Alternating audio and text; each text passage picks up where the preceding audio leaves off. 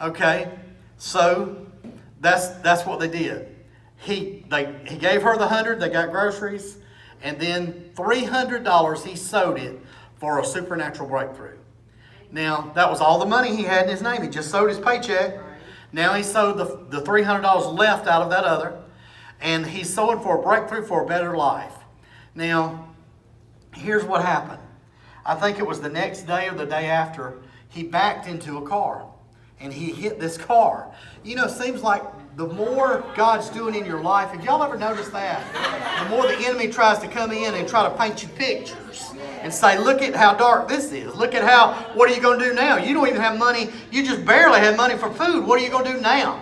And so he said he asked around and found out it was one of his neighbor's cars that was on the street, and he'd done it. It wasn't a big deal, but it did hit it, and it made a dent.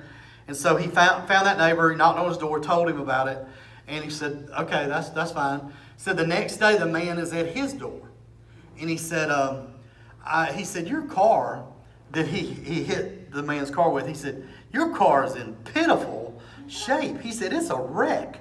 He said, "I agree with you, it's a wreck." And he said, "You don't know me." He said, "But I'm the Buick dealer for this area."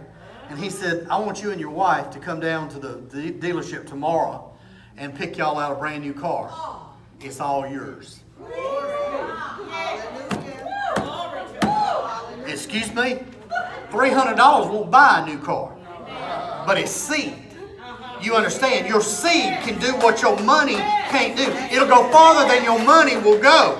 It'll solve problems that your money can't solve.